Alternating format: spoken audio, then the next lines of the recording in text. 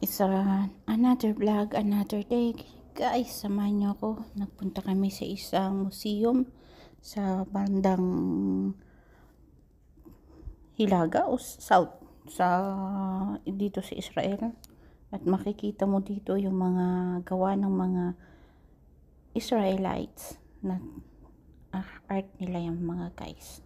Pinapakita ko lang dito na maraming talented na taga-Israel. Ang dami, mahilig din sila sa mga pictures, sa gallery. Yan, sa lahat ng bahay na napuntahan ko, maraming ganito. Marami silang mga nakasabit sa dingding nila. Ibig sabihin talaga, ang mga Jewish ay mahihilig talaga sa mga arts. Maraming klaseng arts at yung mga history nila, yung mga kwento, kagaya niyan. Ang kwento ng si Malakas kung sa atin, nakipaglaban, nakipagbuno kay Lion. Yan yung mga kwento ng lolo ko. Yan, ang daming kwento ng lolo ko dyan mga guys. Kaya nakakatuwa. Ang mga karamihan na nagpupunta dito, yung may mga itat-itat na, yung mga nakakaalala ng mga history. Kaya natutuwa ko kasi naisama ko ni lolo at lola na umikot sa gallery na to. Malamig sa labas. Yan, pero high-tech na kamo sila dito. Hindi na yung 3D na kung gumagalaw na yung mga timuna at mga pictures. Talaga namang gumagalaw na sila, parang buhay ni Magellan o isa-isa yan. Napaka ano na ngayon, hindi na yung kagaya sa atin na drawing o mga ano. Ito marami na rin mga high-tech na arts. Sabi nga nila, pag mahilig ka sa mga ganitong gawa, talaga naman malalim ang hugot ng mundo mo. Malalim ka. Kaya, sige lang. Sumama lang ako dito. Sumabay at makipag dagdag kaalaman sa information about sa kanila. Yung mga history nila. Ano yung mga magagandang mga guys, magagandang gawain. Kaya guys, maswerte rin tayo. Maswerte tayo na dagdag kaalaman sa nakakapag trip din tayo habang nagtatrabaho. Isa ito sa mga privilege na makukuha ng isang caregiver dito sa Israel mga guys.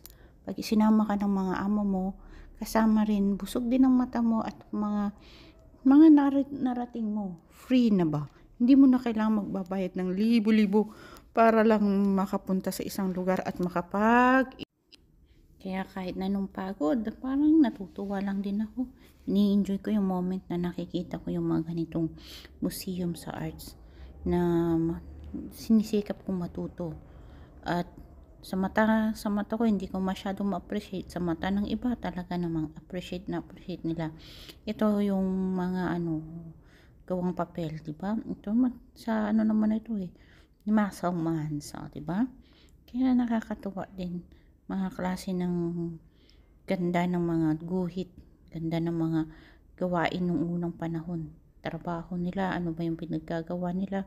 Itong baka, paano yung mga parts niya, pinag-aralan din nila dyan, paano magkatay, kaya ganyan. Si Lola, nagpa-bongacious, kaya lang. Kaya laban-laban lang sa lahat ng bagay dito sa mundo. Nakakapagod umikot, pero sige, enjoy lang the moment mga guys.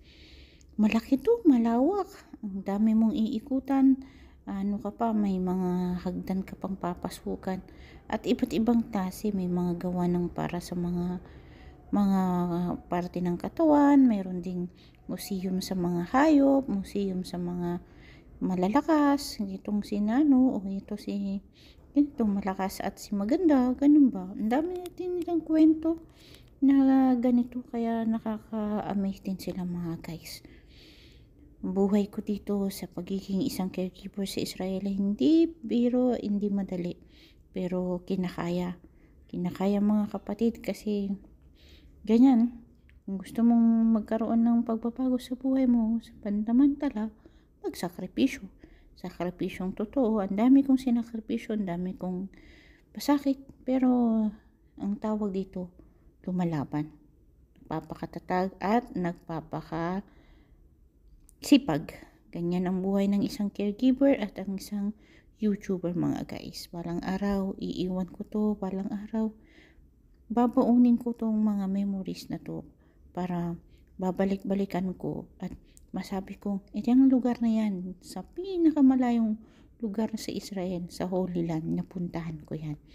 Marami akong nakilala, marami akong na napuntahan. Kaya laban lang, enjoy the moment of life, enjoy na lang ang buhay kasi hindi lahat may privilege na makapunta dito. Kaya relax lang mga guys. Kaya ito, hanggang dito na lang tayo mga guys sa aking munting video ito kung lugar na nakikita nyo ngayon ay yan ang pinakaunang trabaho ko. Diyan ako nagtrabaho. Diyan nag-start ang isang caregiver na Rowena Sullivan.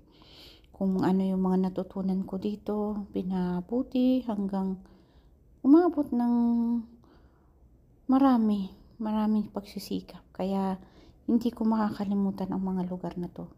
Lugar kung saan ako nagsimula.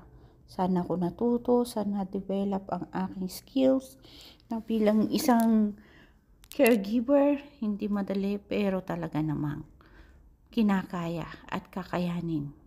Kaya ikaw na may pangarap, may gustong abutin sa buhay, huwag kang susuko kapatid.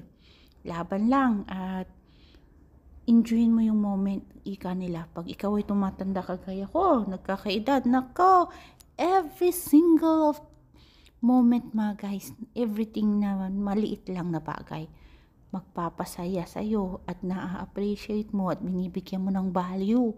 Ganyan ang buhay. Kasi nung bata ko, parang wala lang. Pero ngayon, simpleng bagay, ingingiti ko na lang, ipasasalamat ko na lang. Isang simpleng bagay, magiging masaya ako. Kaya ganyan din sana ang spirit of fighting natin mga guys. Hanggang sa muli nating pagkikita. Ang inyong kaibigan na si Rowena Sullivan at si Chris ay nandito lang at sana huwag kalimutan mag-like and subscribe para mas lato ka pang updated sa buhay natin. Hanggang sa muli nating pagkikita. Bye-bye!